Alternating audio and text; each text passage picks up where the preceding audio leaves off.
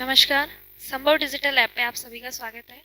आज के इस लेक्चर में अपन अपनी जो बीएससी पार्ट फर्स्ट की जो फर्स्ट पेपर है, जिसको मैकेनिक्स के नाम से जाना जाता है, उस पेपर की अपन क्या करेंगे, फर्स्ट यूनिट के बारे में डिस्कशन करेंगे या उसको क्या करेंगे, स्टडी करेंगे। इस यूनिट में अपने पास में क्या है, इस यूनिट का नाम क्या है, फ्रेम ऑफ रेफरेंस। इसके नाम से ही पता चलता है कि फ्रेम ऑफ रेफरेंस क्या होती है। यानी कि अपन क्या करते हैं, कोई एक रेफरेंस पॉइंट कंसिडर करते हैं, उस रेफरेंस पॉइंट के रेस्पेक्ट में अपन क्या करते हैं, फ्रेम को डिराइव करते हैं या फ्रेम को क्या करते हैं, फ्लो करते हैं या उसको मतलब क्या करते हैं, डिराइव करने की कोशिश करते हैं। इसी पॉइंट को क्या बोला जाता है, फ्रेम ऑफ रेफरेंस बोला जाता है। और हमारी जो इस यूनिट का जो ये चैप्टर है, ये चैप्टर फर्स्ट है इस यूनिट का, जिसका नाम क्या है अपना, फ्रेम ऑफ रेफरेंस है। तो इसमें अपना जो फर्स्ट टॉपिक आता है वो फ्रेम ऑफ रेफरेंस ही आता है कि फ्रेम ऑफ रेफरेंस किसे बोलते हैं। ठीक है, अपन अगर किसी चैप्टर के बारे में स्टडी कर रहे हैं या किसी पॉइंट के बारे में पर्टिकुलर स्टडी कर रहे हैं, तो हमें उसका थोड़ा सा इंट्रोडक्शन तो पता होना जरूरी ही है।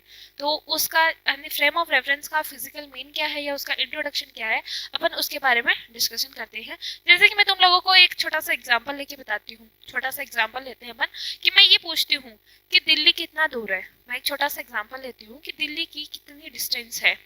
तो आप उस दिल्ली की डिस्टेंस है उसको किस तरीके से मेजर करोगे। पर्टिकुलर आपको कोई पॉइंट ही नहीं दिया हुआ है, फिर भी आपको ये पूछा जा रहा है कि दिल्ली कितना दूर है, दिल्ली की डिस्टेंस कितनी है। देन अपन क्या करेंगे, इस यहाँ पे कोई ना कोई क्या कर सकते हैं, अपन दिल्ली की डिस्टेंस को मेजर नहीं कर सकते हैं और उस मेजर नहीं कर सकते हैं, लेकिन अपन दिल्ली की डिस्टेंस है या फिर उस पॉइंट की डिस्टेंस है जिसको पॉइंट के बारे में अपन स्टडी कर रहे हैं, उसकी डिस्टेंस बताने के लिए अपन क्या करते हैं, उसको कंसिडर करने के लिए अपन क्या करते हैं, एक रेफरेंस पॉइंट को कंसिडर करते हैं कि जस्ट कंसिडर कि ये अपना एक रेफरेंस पॉइंट है। इसको क्या बोल दिया मैंने, एक रेफरेंस पॉइंट बोल दिया। इस रेफरेंस पॉइंट को मैंने क्या कर लिया, कंसिडर कर लिया। ठीक है, अब मैं आपको ये पूछती हूँ कि जैसे मान लो कि मैं सीकर में प्रेजेंट हूँ एट टाइम अगर मैं सीकर में प्रेजेंट हूँ और कोई मुझसे ये पूछता है कि दिल्ली कितना दूर है, और तो मैं उसको पूछती हूँ कि कहाँ से। मेरा एक ही क्वेश्चन होता है कि कहाँ से, यानी जो कहाँ से वर्ड आता है वो अपने किसको चीज को बताता है, अपना रेफरेंस पॉइंट को बताता है, रेफरेंस पॉइंट को बताता है। तो किसी भी फ्रेम ऑफ रेफरेंस को ड्रॉ करने के लिए, किसी भी फ्रेम ऑफ रेफरेंस के कोऑर्डिनेट्स को बताने के लिए अपने को एक रेफरेंस पॉइंट की जरूरत होती है, रेफरेंस पॉइंट की जरूरत होती है। और उस रेफरेंस पॉइंट के अबाउट ही अपन क्या कर सकते हो, फ्रेम ऑफ रेफरेंस को कंसिडर कर सकते हैं या उसको डिराइव कर सकते हैं या उसको ड्रॉ कर सकते हैं। इसी को क्या बोला जाता है, फ्रेम ऑफ रेफरेंस बोला जाता है। अपन अपना जो एग्जाम्पल ले रहे थे कि दिल्ली कितना दूर है, देन मेरे को कोई ये बोलता है कि दिल्ली है वो सीकर से कितना दूर है। देन आप क्या करोगे कि सीकर है, जैसे कि ये सीकर है, तो इस सीकर को मैंने क्या कर लिया, एक रेफरेंस पॉइंट कंसीडर कर लिया। इस सीकर को मैंने एक रेफरेंस पॉइंट कंसीडर कर लिया, और इस रेफरेंस पॉइंट के अबाउट मैं क्या देखती हूँ कि दिल्ली की डिस्टेंस कितनी, यानी सीकर के अबाउट मैं ये देखती हूँ कि दिल्ली की डिस्टेंस कितनी है। देन जैसे मान लो कि दिल्ली की डिस्टेंस 250 किलोमीटर है, देन मैं ये बोलूंगी कि सीकर से दिल्ली की जो डिस्टेंस है वो कितनी है, 250 किलोमीटर है। देन अपना जो सीकर होता है यहाँ पे वो क्या होता है, एक रेफरेंस पॉइंट होता है। फिर जैसे कि अपन को कोई पूछता है कि जैसे आप जयपुर में प्रेजेंट हो एट टाइम, तो आपको ये पूछा जाता है कि जयपुर से दिल्ली की डिस्टेंस कितनी है। देन आप लोग क्या करोगे, यानी जयपुर है उसको आप एक रेफरेंस पॉइंट कंसीडर करोगे, और उस रेफरेंस पॉइंट के अबाउट, उस जयपुर वाले पॉइंट के अबाउट आप क्या करोगे, दिल्ली की डिस्टेंस को बता दोगे। इसी को क्या बोला जाता है, रेफरेंस पॉइंट बोला जाता है। और इसी रेफरेंस पॉइंट के अबाउट अपन जिस फ्रेम ऑफ रेफरेंस को कंसीडर करते हैं या ड्रॉ करते हैं, इसी को क्या बोला जाता है, फ्रेम ऑफ रेफरेंस बोली जाती है। यानी कि इस रेफरेंस पॉइंट के अबाउट अपन जो फ्रेम कंसीडर कर रहे हैं, इसी को क्या बोला जाता है, फ्रेम ऑफ रेफरेंस बोला जाता है।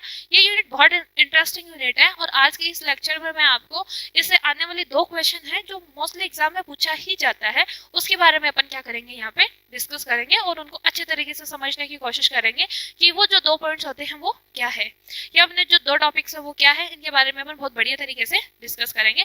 देन फ्रेम ऑफ रेफरेंस क्या होता है, फ्रेम ऑफ रेफरेंस का अब फिजिकल मीनिंग क्या होता है, अपन उसके बारे में कंसिडर करते हैं। देन मैं यहाँ इसकी डेफिनेशन लिखती हूँ, to find the position of particle with respect to the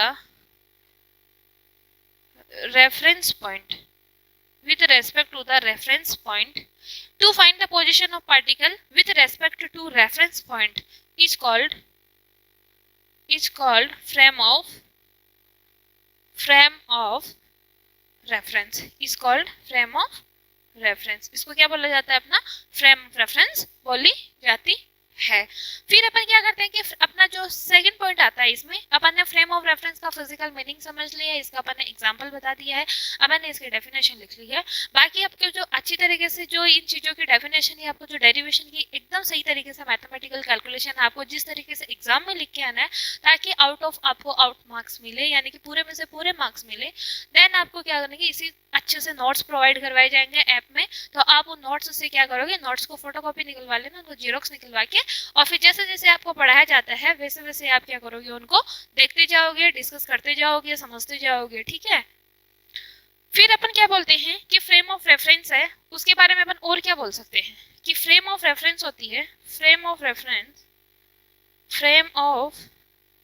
reference are two types, frame of reference are two types.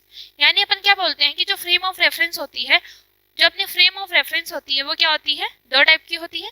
First जो फ्रेम ऑफ रेफरेंस होती है अपनी, उसको क्या बोला जाता है? Inertial frame of reference. ठीक है। अपन इनमें डिफरेंस भी देखेंगे कि इनमें डिफरेंस क्या क्या है और इनके एग्जांपल्स क्या क्या है, अपन वो चीज भी डिस्कस करेंगे। सेकंड आता है non inertial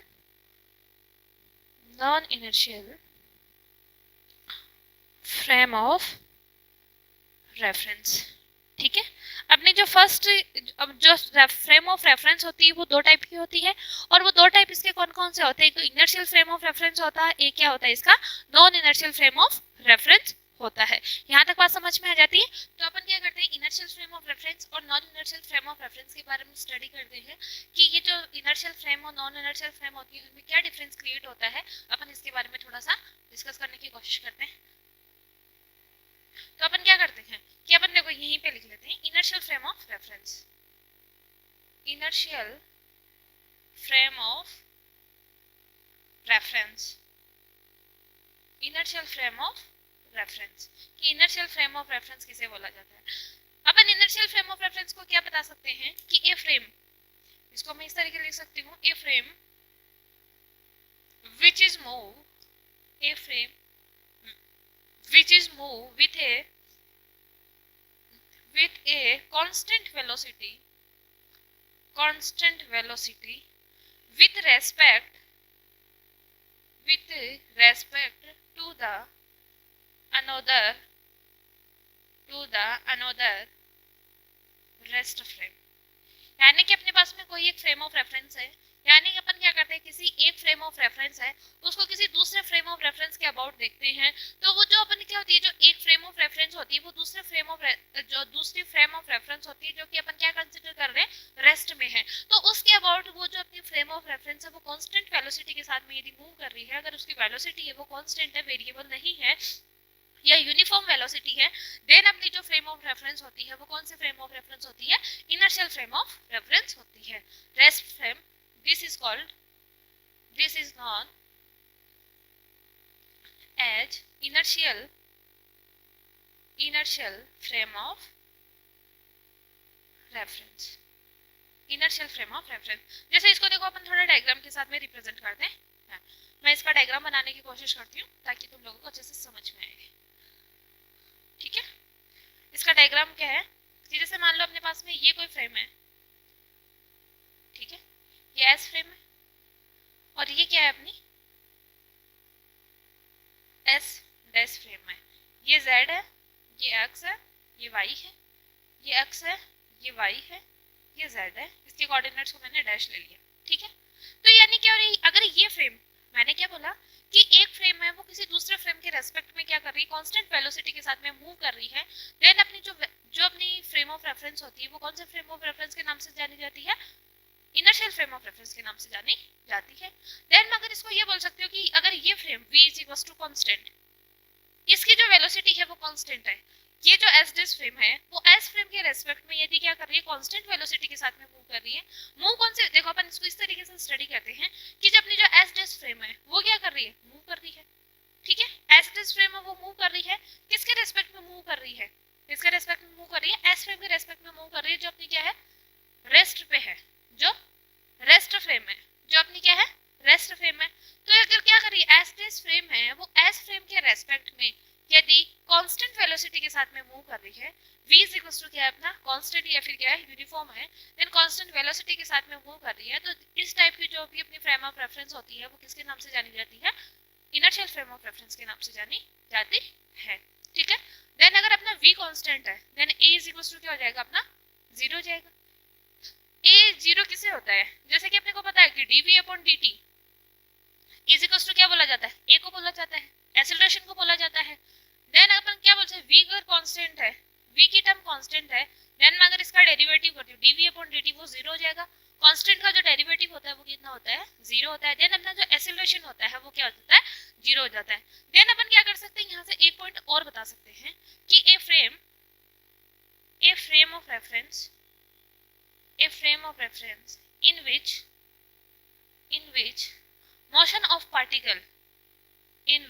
motion of particle is non-accelerated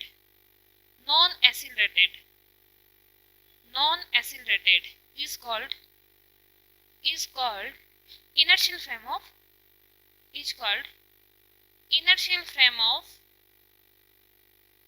reference। यानी अपन क्या कर सकते हैं, अपन ने ये जो मैथमेटिकल कैलकुलेशन की है, ये मैथमेटिकल जो अपन ने क्रिएट किया है, टर्म को क्रिएट किया है, उस मैथमेटिकल टर्म से अपन एक पॉइंट और बोल सकते हैं इनर्शियल फ्रेम ऑफ रेफरेंस के बारे में।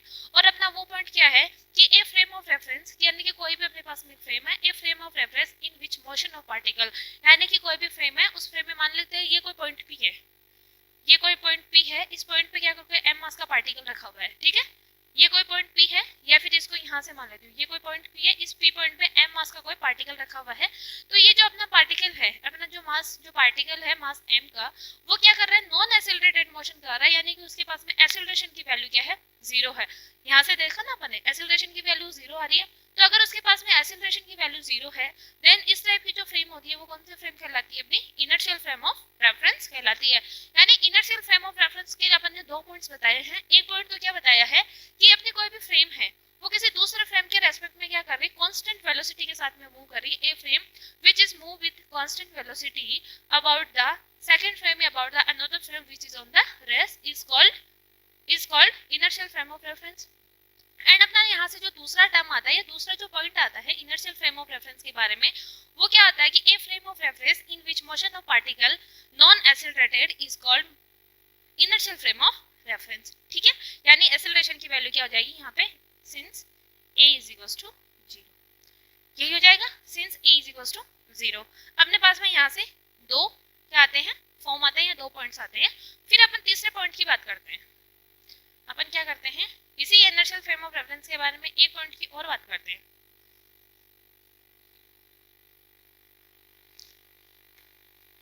इसमें अपन क्या करते हैं एक पॉइंट की और बात करते हैं। इनर्शियल फ्रेम ऑफ रेफरेंस, इसमें क्या है थर्ड क्या है, इनर्शियल फ्रेम ऑफ रेफरेंस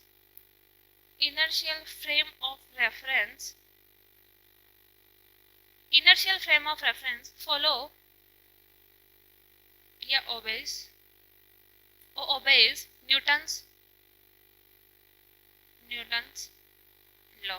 यानी कि जो इनर्शियल फ्रेम ऑफ रेफरेंस होती है, अब अपने को ये बोल दिया जाता है कि न्यूटन्स लॉ है वो कौन से फ्रेम ऑफ रेफरेंस में क्या कर रहे हैं फॉलो कर रहे होते हैं। देन अपने पास में जो आंसर होता है वो ये होता है कि inertial frame of reference always follow या ऑलवेज न्यूटन्स लॉ। यानी न्यूटन्स के लॉ का जो अगर अपना एप्लीकेबल होते हैं, न्यूटन्स के लॉ जो एप्लीकेबल होते हैं वो इनर्शियल फ्रेम ऑफ रेफरेंस में ही एप्लीकेबल होते हैं, non inertial frame of reference में वो एप्लीकेबल नहीं होते हैं। ठीक है, यहाँ तक अपना क्या होता है इनर्शियल फ्रेम ऑफ रेफरेंस के 3 पॉइंट्स निकलते हैं यहाँ से, वो अपने क्या हो जाते हैं क्लियर हो जाते हैं। First point, second point and ये क्या हो जाता है थर्ड पॉइंट। ठीक है, तुम्हारे एग्जाम में एक क्वेश्चन आता है इसी टॉपिक से रिलेटेड कि इनर्शियल फ्रेम ऑफ रेफरेंस और non inertial frame of reference से वो जो अपना जो पॉइंट आता है, अपना जो क्वेश्चन आता है वो इस टाइप से आता है कि what is the difference between inertial frame of reference and non inertial frame of reference. यानी इनर्शियल फ्रेम और non inertial frame of reference के बीच में डिफरेंस क्या है, इसके बारे में वो क्या करवाता है अपने से राइट आउट करवाता है। देन अपने पास में ये जो 3 पॉइंट्स बनते हैं, इन तीनों पॉइंट्स को तुम लोग डिफरेंस के रूप में क्रिएट कर सकते हो कि यानी कि क्या होता है, कांस्टेंट वेलोसिटी के साथ में मूव कर रहा है, इसमें नॉन एक्सेलरेटेड पार्टिकल होता है, और ये क्या होता है, न्यूटन्स लॉ क्या हो रहे होते हैं, फॉलो हो रहे होते हैं।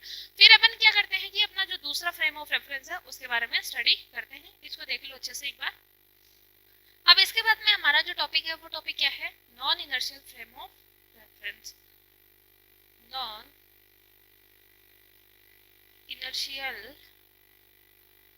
फ्रेम ऑफ रेफरेंस, यानी कि non inertial frame of reference क्या होती है। अपना जो नेक्स्ट टॉपिक आता है वो क्या होता है, non inertial frame of reference. इसमें क्या होता है कि ये क्या होता है, इनर्शियल फ्रेम ऑफ रेफरेंस के अपोजिट होता है। इसमें जो पार्टिकल होता है वो क्या करता है, एक्सेलरेटेड मूव, एक्सेलरेटेड अपीयर्स होता है। देन मैं इसको ऐसे लिख देती हूँ, a frame in which particle appears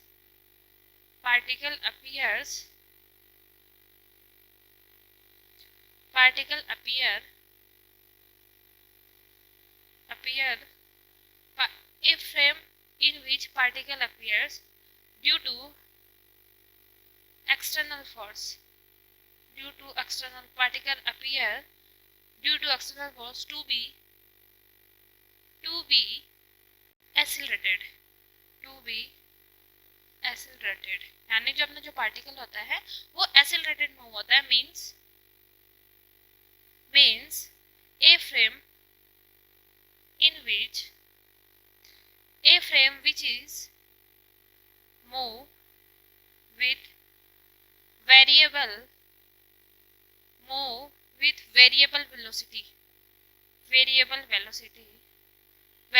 velocity with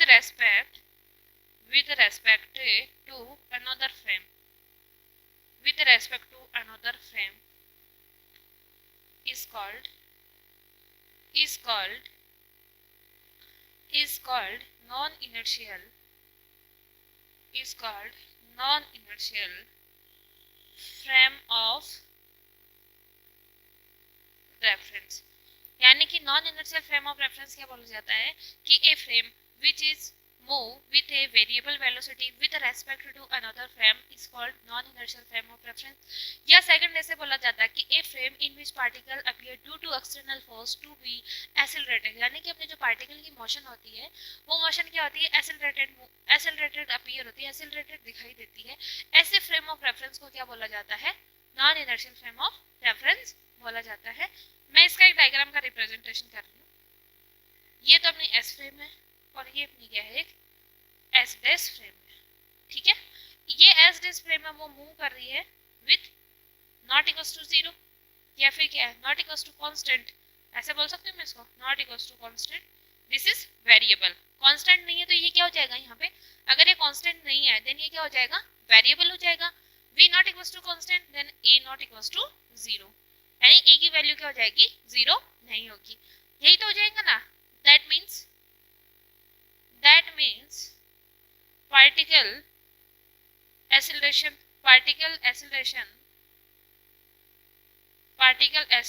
are not 0.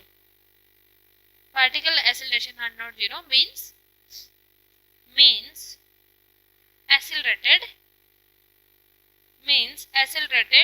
motion, यानी पार्टिकल की जो मोशन होती है वो कौन सी मोशन होती है, एक्सेलरेटेड मोशन होती है। फिर अपन यहाँ से क्या बोल सकते हैं, एक पॉइंट, दूसरा पॉइंट अपना ये आ गया, दूसरा पॉइंट क्या हो जाता है अपना, ये आता है, और इसमें अपना जो थर्ड पॉइंट आता है, इसमें जो सेकंड पॉइंट क्या है अपना, ये है, ठीक है। फर्स्ट पॉइंट ये हो गया, सेकंड पॉइंट अपना ये हो गया, और अपना जो थर्ड पॉइंट आता है वो क्या होता है, ए रोटेटिंग फ्रेम। अब अपन इसमें क्या कर लेते हैं, एक एग्जांपल लेते हैं। अपन क्या करते हैं, इसके बारे में थोड़ा सा अलग तरीके से स्टडी करते हैं, जो मैं बताती हूँ आपको, ये यहाँ तक देख लो, समझ लो अच्छे से। एक बार दोबारा समझा देती हूँ कि non accelerated frame of reference होती है वो क्या होती है, इसमें एक्सेलरेशन की वैल्यू 0 नहीं होती है। एक्सटर्नल फोर्स की वजह से पार्टिकल होता है वो क्या करता है, एक्सेलरेटेड मोशन क्या करता है, दिखाई पड़ता है या अपीयर होता है। पार्टिकल की जो मोशन होती है वो एक्सेलरेटेड मोशन होती है। वेलोसिटी होती है वो वेरिएबल होती है, कांस्टेंट नहीं होती है। और अपने पास में जो एक्सेलरेशन होता है वो क्या करता है, टाइम के साथ में वेरी करता है, या वो 0 नहीं होता है, या वो वैनिश नहीं होता है, ठीक है। इसको क्या बोला जाता है ना, non inertial frame of reference बोली जाती है। अपन इसके बारे में एक चीज और डिस्कस करते हैं कि if a frame is rotating about if a frame is rotating about the reference point about rp क्या है यहाँ पे reference point है कि a frame is rotating a frame which is rotating इसको यहाँ पे लिख देती हूँ which is a frame which is rotating about the reference point is called non-inertial frame of reference. यानी कि जैसे इसका एग्जांपल इस तरीके से लेते हैं अपन कि अपने पास में ये कोई फ्रेम है, ये कोई फ्रेम ऑफ रेफरेंस है, ये क्या हो जाता है एक्स, ये वाई और ये जेड, ठीक है। तो ये इसका क्या ओरिजिन पॉइंट है, इस ओरिजिन पॉइंट को मैंने क्या बोल दिया रेफरेंस पॉइंट बोल दिया, ठीक है। ये अपना ओरिजिन है, इस ओरिजिन को मैंने क्या बोल दिया यहाँ पे रेफरेंस पॉइंट बोल दिया। तो अगर ये फ्रेम क्या कर रही है इस रेफरेंस पॉइंट के अबाउट यानी कि इस ओरिजिन पॉइंट के अबाउट क्या कर रही है रोटेटिंग मोशन कर रही है यानी ओमेगा एंगुलर वेलोसिटी के साथ में मूव कर रही है, देन अपना ये जो कॉन्सेप्ट होता है अपनी ये जो वाली जो रोटेटिंग फ्रेम होती है वो कौन से कॉन्सेप्ट को बताती है non inertial frame of reference को बताती है, is called non inertial frame of reference. Then इसका जो बेस्ट एग्जांपल है अपनी डेली लाइफ में वो एग्जांपल क्या है अर्थ होती है वो अपनी रोटेट करती है, तो अर्थ अपनी एक्सिस के अबाउट क्या करती है रोटेट करती है। देन अपनी जो अर्थ होती है वो कौन सी फ्रेम ऑफ रेफरेंस होती है non inertial frame of reference होती है। जो अपनी अर्थ होती है उसमें एक्सेलरेशन की वैल्यू कभी भी जीरो नहीं होती है, वो क्या होती है वेरिंग मोशन के साथ में वेरिंग वेलोसिटी के साथ में क्या करती है मूव करती है या फिर क्या करती है एंगुलर वेलोसिटी के साथ में क्या करती है मूव करती है। देन अगर एंगुलर वेलोसिटी के साथ में मूव कर रही है देन अपनी जो फ्रेम ऑफ रेफरेंस होती है वो कौन सी फ्रेम ऑफ रेफरेंस होती है non inertial frame of reference होती है। यहाँ तक का पॉइंट क्लियर होता है अपना कि फ्रेम ऑफ रेफरेंस अपन ने क्या क्या पढ़ा है अभी इस टॉपिक में, इस यूनिट में अपने अभी तक एक टॉपिक पढ़ा है और उस एक टॉपिक के बारे में बहुत अच्छे से पढ़ लिया है कि अपने फ्रेम ऑफ रेफरेंस क्या होती है। फिर फ्रेम ऑफ रेफरेंस होती है वो टू टाइप्स की होती है, एक इनर्शियल फ्रेम ऑफ रेफरेंस होती है, दूसरी क्या होती है non inertial frame of reference होती है। फिर अपन ने सेपरेटली क्या किया था इनर्शियल फ्रेम ऑफ रेफरेंस के बारे में पढ़ लिया और non inertial frame of reference के बारे में पढ़ लिया और इनको क्या कर लिया अपन ने बहुत एक सूटेबल एग्जांपल के साथ में समझ भी लिया है, ठीक है। ये अपना ये जो टॉपिक होता है वो यहाँ पे क्या होता है कंप्लीट होता है। फिर इसके बाद में अपन क्या करते हैं कि इसके बाद में अपना जो न्यू टॉपिक आता है ये टॉपिक है वो एग्जाम के पॉइंट ऑफ व्यू से बहुत इंपॉर्टेंट है। ये क्वेश्चन मोस्टली आता ही है कि what is the difference between inertial frame of reference and non inertial frame of reference, तो इस क्वेश्चन को बहुत अच्छे से प्रिपेयर कर लेना। फिर इसके बाद में अपना जो क्वेश्चन आएगा ये अपना जो टॉपिक आता है इसका जो नेक्स्ट टॉपिक है इस यूनिट का इस चैप्टर का वो आता है कि ट्रांसफॉर्मेशन ऑफ कोऑर्डिनेट ट्रांसफॉर्मेशन या ट्रांसफॉर्मेशन ऑफ कोऑर्डिनेट्स।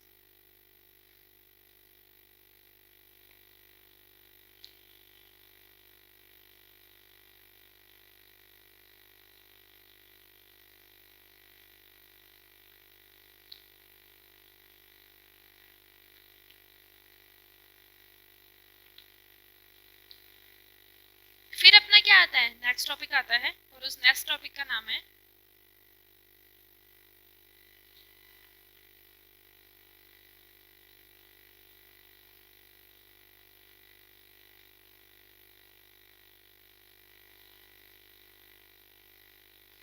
अपना जो नेक्स्ट टॉपिक आता है वो आता है कोऑर्डिनेट ट्रांसफॉर्मेशन। कोऑर्डिनेट ट्रांसफॉर्मेशन या इसको क्या बोला जाता है गैलीलियन, इसको क्या बोला जाता है गैलीलियन ट्रांसफॉर्मेशन, इसको क्या बोला जाता है गैलीलियन ट्रांसफॉर्मेशन। या तो कोऑर्डिनेट ट्रांसफॉर्मेशन क्या होता है या फिर गैलीलियन ट्रांसफॉर्मेशन क्या होता है। तो अपन इसको किस तरीके से समझते हैं कि the relation between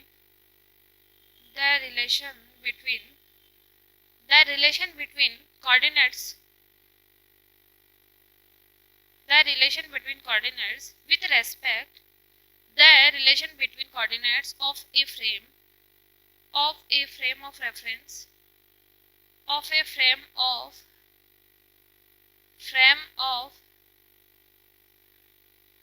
reference of a frame of reference which is move with constant velocity with respect to the another frame या फिर रेस्ट फ्रेम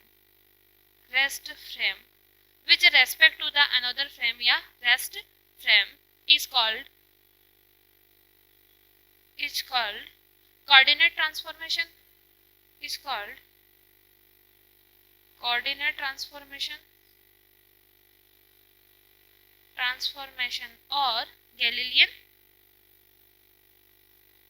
और गैलीलियन ट्रांसफॉर्मेशन। यानी कि ये क्या है कि अपन क्या करते हैं कि the relation between the coordinates, अपने जो कोऑर्डिनेट्स होते हैं यानी कि अपने एस फ्रेम में कोऑर्डिनेट्स हैं। जैसे मैं इसको इस तरीके से समझा सकती हूँ, इसको मैं एक डायग्राम के साथ में समझाने की कोशिश करती हूँ कि जैसे मान लीजिए अपने पास में कोई एस फ्रेम है, ये कोई एस टेस्ट फ्रेम है। इस एस फ्रेम में क्या है, ये कोई पॉइंट पी है, इस पॉइंट पी के कोऑर्डिनेट्स कितने हैं, एक्स वाई और जेड है, ठीक है। और इस एस टेस्ट फ्रेम में ये कोई पॉइंट पी है, इस पॉइंट पी के जो कोऑर्डिनेट्स है वो कितने हैं, x dash y dash and z dash है, ठीक है। यहाँ तक समझ में आ गया। तो क्या कर रहा है कि इस और ये अपनी जो फ्रेम है एस डेस फ्रेम है वो कांस्टेंट वेलोसिटी v के साथ में मूव कर रही है। देन अपन क्या करते हैं कि अपनी जो ये मूविंग अपनी जो एस डेस फ्रेम होती है इसके कोऑर्डिनेट्स है उनके बीच में अपन क्या करते हैं, रिलेशन फाइंड आउट करते हैं कि एस डेस फ्रेम के कोऑर्डिनेट्स के साथ में एस फ्रेम के कोऑर्डिनेट्स का क्या है, एक रिलेशन क्रिएट करना ही क्या कहलाता है, कोऑर्डिनेट ट्रांसफॉर्मेशन कहलाता है या गैलीलियन ट्रांसफॉर्मेशन कहलाता है। इसका क्या बोल सकते हैं अपन कि the relation between coordinate of a frame of reference which is move with constant velocity with respect to the another frame या rest frame is called coordinate transformation और गैलीलियन ट्रांसफॉर्मेशन। इसको इस तरीके से अपन बोला जा सकता है, यानी एस डेस फ्रेम के रेस्पेक्ट में एस फ्रेम की, यानी अपन इसको किस तरीके से बोल सकते हैं कि एस डेस फ्रेम के रेस्पेक्ट में एस डेस फ्रेम के कोऑर्डिनेट्स का ट्रांसफॉर्मेशन एस डेस फ्रेम के साथ में फाइंड आउट करना ही क्या कहलाता है, कोऑर्डिनेट ट्रांसफॉर्मेशन या फिर गैलीलियन ट्रांसफॉर्मेशन कहलाता है। इसमें अपने पास में बहुत सारी क्वांटिटीज होती हैं जिनका अपन ट्रांसफॉर्मेशन क्रिएट करेंगे। तो अपन इसमें सबसे पहले जो क्रिएट करते हैं ट्रांसफॉर्मेशन, यानी अपन जो ट्रांसफॉर्मेशन इक्वेशन बताते हैं वो पोजीशन कोऑर्डिनेट्स की बताते हैं। पोजीशन में 3 कोऑर्डिनेट्स होते हैं एक्स वाई एंड जेड। तो अपन क्या करते हैं कि X dash Y dash Z dash है, इनका जो रिलेशन है इसका एक्स वाई जेड के टर्म में अपन इनका क्या करेंगे, रिलेशन फाइंड आउट करेंगे। जब ये क्या करेगी, ये एस डैश फ्रेम है वो एस फ्रेम के रेस्पेक्ट में क्या कर रही है, कांस्टेंट वेलोसिटी के साथ में मूव कर रही है, ठीक है। तो अपन क्या करते हैं यहाँ पे फाइंड आउट करने की कोशिश करते हैं। तो मैं इसमें फर्स्ट पॉइंट लिखती हूँ, यहाँ तक इसकी ये डेफिनेशन समझ में आ गई और इसका ये डायग्राम का रिप्रेजेंटेशन समझ में आ गया कि गैलीलियन ट्रांसफॉर्मेशन एक्चुअल में होता क्या है, अपन इसके बारे में समझ लिए। अब अपन क्या करते हैं, इनकी कुछ क्वांटिटीज है, जैसे कि मेन तो यही है कि गैलीलियन ट्रांसफॉर्मेशन क्या होता है। अब इनकी जो अपनी क्वांटिटीज होती है जैसे कि पोजीशन कोऑर्डिनेट्स का ट्रांसफॉर्मेशन है, वेलोसिटी कोऑर्डिनेट्स का ट्रांसफॉर्मेशन है, एक्सीलरेशन कोऑर्डिनेट्स का ट्रांसफॉर्मेशन है। अपन ये चीजें क्या करेंगे, फाइंड आउट करने की कोशिश करेंगे कि इनके जो ट्रांसफॉर्मेशन होते हैं वो किस टाइप के आते हैं, इनके बारे में अपन स्टडी करते हैं। देन मैं इसमें फर्स्ट लिखती हूँ, इसमें जो मैं फर्स्ट ट्रांसफॉर्मेशन लिखती हूँ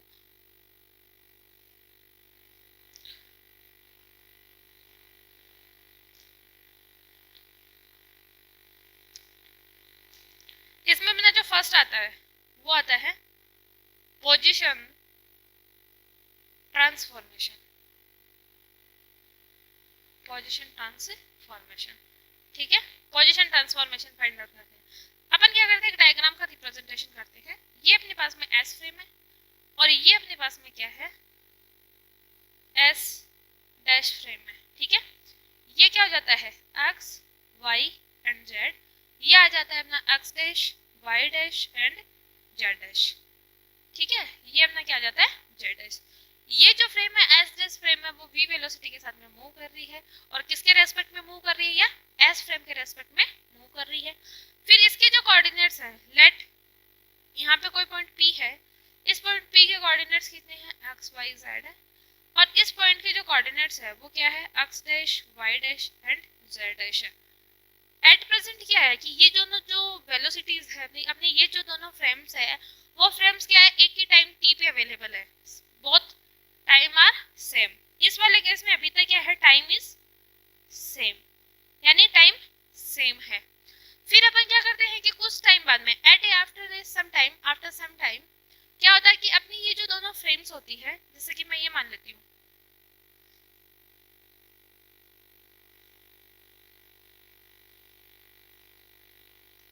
ये लो जी, ये क्या, ये अपने कौन से कोऑर्डिनेट थे, एक्स और एक्स डैश, ये वाई हो गया, ये जेड हो गया, ये वाई डैश हो गया, और ये जेड डैश हो गया। ठीक है, आफ्टर सम टाइम क्या होता है, ये यहां से क्या है, after some time, after some time, ठीक है।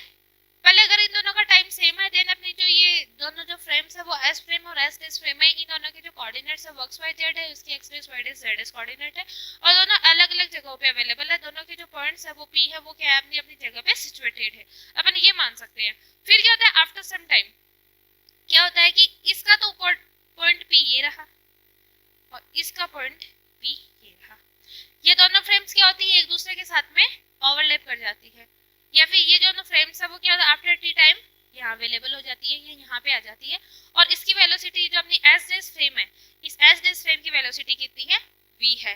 तो अपन इसको क्या बोल सकते हैं, इसको मैंने r वेक्टर बोल दिया, इसको मैंने r डैश वेक्टर बोल दिया, ये इन दोनों के बीच की क्या हो जाएगी, पोजीशन हो जाएगी, इन दोनों की लेंथ हो जाएगी।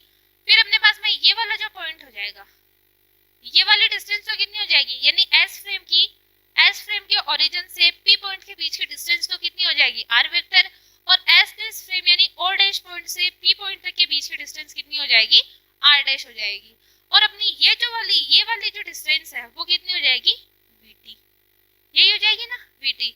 वीटी कौन से फॉर्मूले से आता है, वो डिस्टेंस का फॉर्मूला आता है, डिस्टेंस इज इक्वल टू कितना होता है, चार वेलोसिटी इनटू टाइम या स्पीड इनटू टाइम, यही होता है।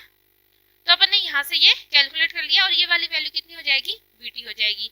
ये कि कौन कौन सा ट्रायंगल बन गया, यहाँ पे कौन सा ट्रायंगल बनता है ना, ओ ओडेशन पी, इसमें एक ट्रायंगल बनता है ओ ओडेशन पी, ट्रायंगल जैसी फीलिंग आ रही है ना, ओ ओडेशन P.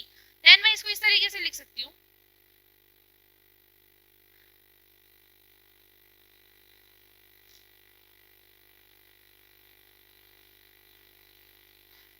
In triangle O ओडेश P, मैंने क्या किया, ट्रायंगल डिसाइड किया ओ ओडेश पी यूजिंग वेक्टर ट्रायंगल लो, वेक्टर ट्रायंगल लो, यूजिंग वेक्टर ट्रायंगल लो। वेक्टर ट्रायंगल लो क्या हो जाएगा, ये दोनों सेम डायरेक्शन में है, ये वाली इसकी अपोजिट डायरेक्शन में है, देन क्या हो जाएगा vt plus r dash, vt plus r dash minus का r vector is equal to 0, यही हो जाएगा। Then vt plus r dash is equal to r vector, then r dash is equal to क्या हो जाएगा, आर वेक्टर माइनस का vt. अपने पास में r vector is equal to क्या आता है, आर माइनस का वीटी आता है, यानी अपनी जो डिस्टेंस आर डैश है उसका क्या, यानी ये कौन सा कोऑर्डिनेट हो गया, ये पोजीशन का कौन सा कोऑर्डिनेट हो गया, एस डैश फ्रेम में कोऑर्डिनेट हो गया, इन एस डैश फ्रेम, और ये कौन से फ्रेम में हो गया, एस फ्रेम में हो गया।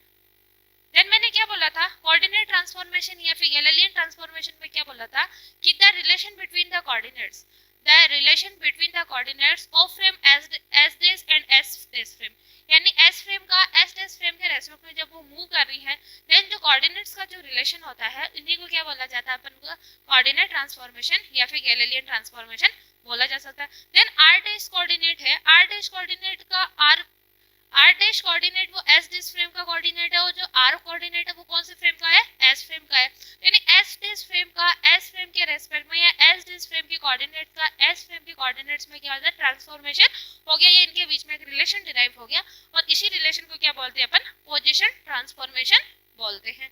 अब मैं इसको इस तरीके से लिख सकती हूँ, यहाँ तक समझ में आ गया ना, R dash is equal to R minus का वीटी, और ये अपन ने निकाला कैसे, ट्रायंगल लो यूज कर दिया, वेक्टर ट्रायंगल लो अपने को यूज करना आता ही है, अपन ने वो यूज कर दिया। फिर मैं इसको इस तरीके से बोल सकती हूँ, since R vector is equal to क्या होता है, एक्स आई के प्लस वाई जे के प्लस जेड के के, यही होता है, एक्स आई के प्लस का वाई जे के प्लस का जेड के के, and R dash vector is equal to कितना होता है, एक्स डैश आई के प्लस वाई डैश जे के प्लस का जेड डैश के के, यही हो जाएगा।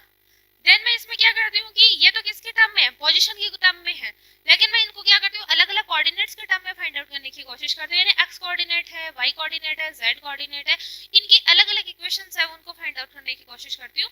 देन मैंने इसको इस तरह से लिख दिया कि आर वेक्टर होता है वो क्या होता है, एक्स आई के प्लस वाई जे के प्लस जेड के कैप होता है। देन जो आर डैश वेक्टर है वो अपना क्या हो जाएगा, एक्स डैश आई के प्लस का वाई डैश जे के प्लस का जेड डैश के कैप, यही चीजें बनेगी। फिर मैं इसको इधर आगे लिखती हूँ,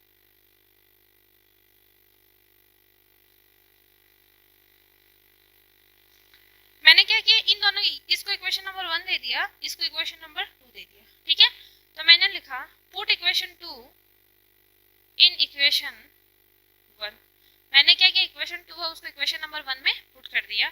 देन क्या हो जाएगा, एक्स डैश आई के प्लस वाई डैश जे के प्लस का जेड डैश के cap is equals to x i के प्लस वाई जे के प्लस जेड के cap minus v T.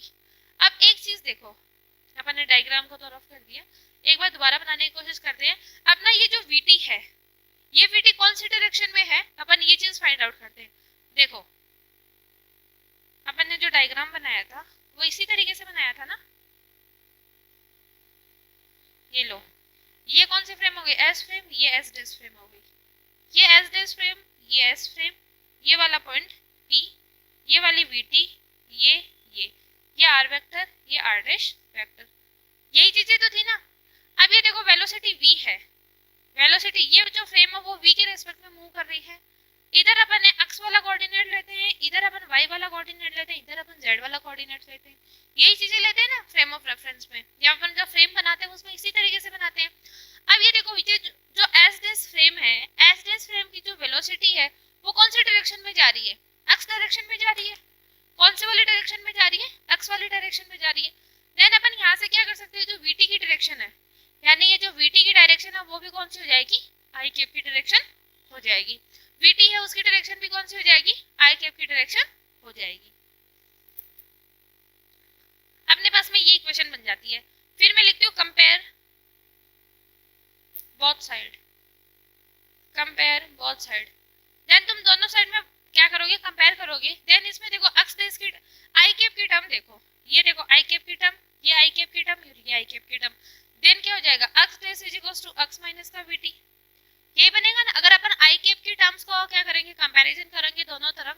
Then अपने पास में जो एक्स डैश की टर्म आती है वो क्या होती है, x dash is equals to x minus का vt, y dash is equals to कितना आ जाएगा, y, and Z dash is equals to कितना आ जाएगा, जेड। और अपने पास में ये क्या है, कोऑर्डिनेट्स का ट्रांसफॉर्मेशन है। यानी पहले तो अपन ने क्या किया था, पोजीशन ट्रांसफॉर्मेशन फाइंड आउट किया था, लेकिन अब अपन ने कौन सा फाइंड आउट कर लिया, कोऑर्डिनेट्स का ट्रांसफॉर्मेशन फाइंड आउट कर लिया। तो अपने को अपन ने दोनों टर्म्स में इसको फाइंड आउट कर लिया, एक तो पोजीशन के टर्म में भी कर लिया है और एक कोऑर्डिनेट के टर्म में भी कर लिया है। और ये देखो इसमें जो y है वो तो चेंज नहीं होता है, z है वो भी चेंज नहीं होता, लेकिन अपना जो अक्ष है वो क्या करता है, एस फ्रेम के रेस्पेक्ट में यदि एस डैश फ्रेम है वो v वेलोसिटी के साथ में मूव कर रही है, देन अपना कौन सा कोऑर्डिनेट चेंज होता है, x कोऑर्डिनेट चेंज होता है। यानी जो अपना x कोऑर्डिनेट है वो वेलोसिटी और टाइम के साथ में क्या हो जाता है, चेंज होने लग जाता है। तो ये अपना ये जो ट्रांसफॉर्मेशन आता है वो कौन सा ट्रांसफॉर्मेशन आता है, पोजीशन ट्रांसफॉर्मेशन आता है। अब इसके बाद में अपन क्या करते हैं, अपन दोस्ती क्वांटिटी है उसका ट्रांसफॉर्मेशन फाइंड आउट करने की कोशिश करते हैं। तो अपन क्या करते हैं, दूसरा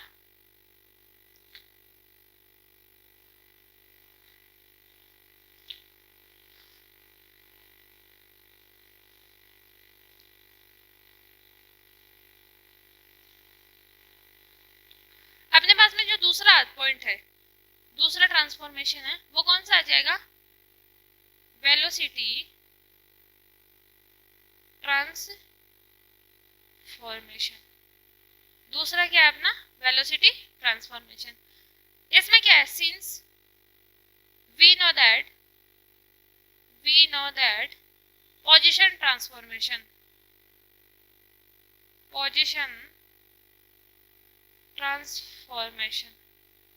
since we know that position transformation क्या था अपना, r dash is equals to r minus का vt, यही था। अब अपने को पता है वेलोसिटी क्या होती है, वेलोसिटी v, या मैं इसको u से कंसीडर कर लेती हूँ, velocity u is equals to क्या हो जाएगा, dr वेक्टर अपॉन dt, यही होता है। वेलोसिटी का फॉर्मूला क्या होता है, पोजीशन कोऑर्डिनेट होता है उसका टाइम के रेस्पेक्ट में अगर अपन क्या कर देते हैं, डेरिवेटिव कर देते हैं, देन अपने पास में क्या आ जाता है, u की टर्म आ जाती है। फिर अपन क्या लिखते हैं, इसको मैंने इक्वेशन नंबर 1 दे रखा है जैसे, तो क्या करेंगे, differential of equation 1, differential of equation 1 with respect to t, ठीक है। देन अपने पास में ये जो टर्म बनेगी वो D R dash upon D T is equals to D R vector upon D T minus का v, ये बनेगा। t का क्या हो जाएगा 1। देन अपने पास में ये वाली जो टर्म बनती है वो u dash is equals to u minus का vt, सॉरी v बनेगा only, u dash is equals to क्या हो जाएगा u माइनस का v, यही बनती है। अब इसमें मैंने क्या लिखा, जैसे कि u vector is equals to क्या हो जाएगा u x i cap plus का u y j cap plus का u z k कैप, इसको मैंने ऐसे लिख दिया u z k cap, and u dash vector is equals to कितना हो जाएगा, u dash vector is equals to आ जाएगा u x dash i cap plus u y dash j cap plus u z dash k cap, यही term बनेगी अपनी। मैंने इन values है इसको इसमें पुट कर दिया, इसको इक्वेशन नंबर 2 दे दिया, इसको इक्वेशन नंबर 3 दे दिया, ठीक है। तो मैं लिखती हूँ पुट इक्वेशन 3 इन इक्वेशन 2, ठीक है। Put equation 3 in equation 2, then अपने पास में क्या आ जाएगा u x dash i cap plus u y dash j cap plus u z dash k cap is equals to u x i cap plus u y j cap plus u z k cap minus v। अब ये देखो v है अपना यानी velocity of S dash frame, वो कौन सी direction में consider की थी अपन ने, i कैप डायरेक्शन में कंसीडर की थी, ये क्या हो जाएगा i कैप। देन अपन लिखते हैं कंपेयर बोथ साइड, देन अपने पास में ux डैश की जो वैल्यू है वो क्या आएगी ux माइनस का v, uy dash is equals to कितना हो जाएगा uy and uz dash is equals to कितना हो जाएगा uz।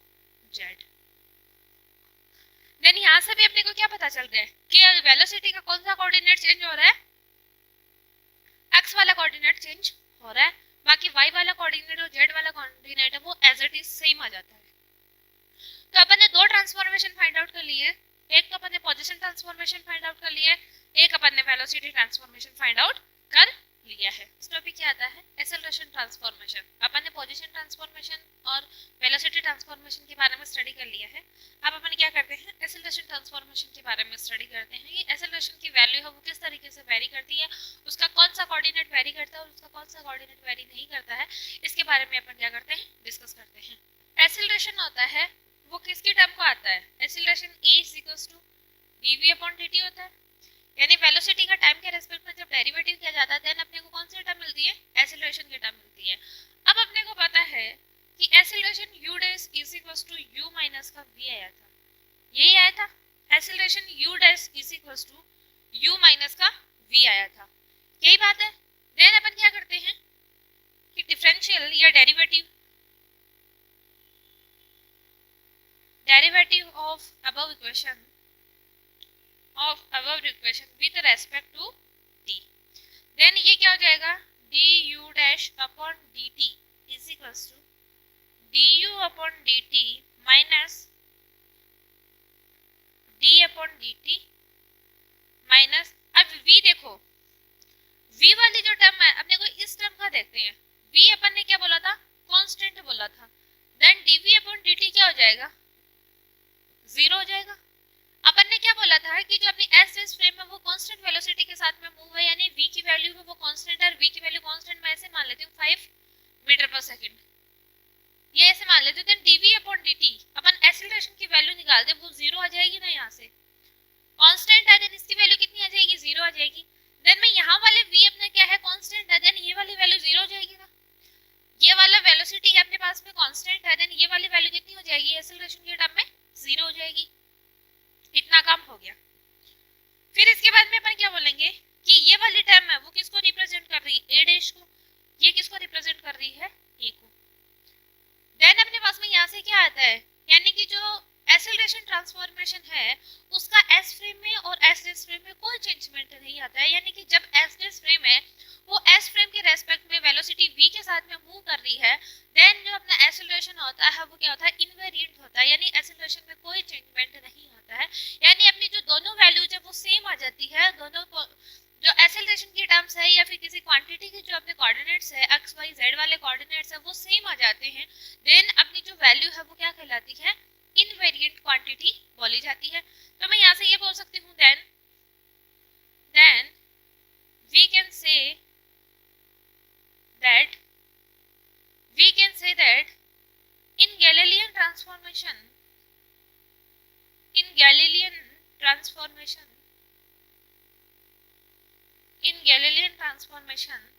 acceleration are invariant। now मैं क्या बोलती हूँ कि if external force is zero, external force F है वो जीरो है, देन मैं इसको ऐसे लिख सकती हूँ ma is equal to zero. F की वैल्यू क्या होती है, ma, ये क्या है, फोर्स है, देन अपना a इज इक्वल टू यहाँ से क्या आ जाएगा, जीरो आ जाता है।